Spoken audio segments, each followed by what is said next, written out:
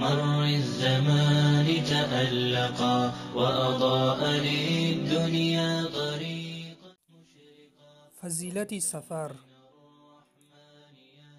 به نام عزت پاک با عرض سلام و ادب و احترام.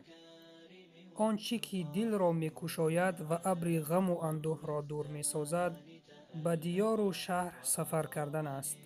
در روی زمین وسیع سیر کردن، به کائنات شناس شدن، از مخلوقات عبرت گرفتن، به کوههای بلند برآمدن و از باغهای زیبا و دلکش دیدن، آشامیدن جرعه از دریاهای شوخاب و بوی کردن گلهای خوشبو و زیبا غم را دور می سازد. در کنج خانه بیهوده نشستن باعث سر زدن غم و اندوه دیگر است. بدانید که خانه شما همه عالم نیست و شما همه آدمان نیستید، پس چرا بار غم در دوش کنج خانه اید؟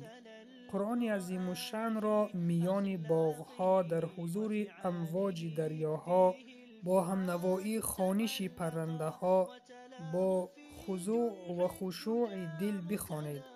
سیر و سفر در روی زمین راحت است که اکثر طبیبان و حکیمان به افراد غمزده و دردمند توصیه کردند غم خود را با سفر برهانید.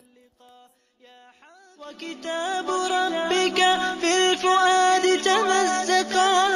يا أمتي القرآن حبل نجاتنا فتمسكي بعراه كي لا نغرقا ولتجمعي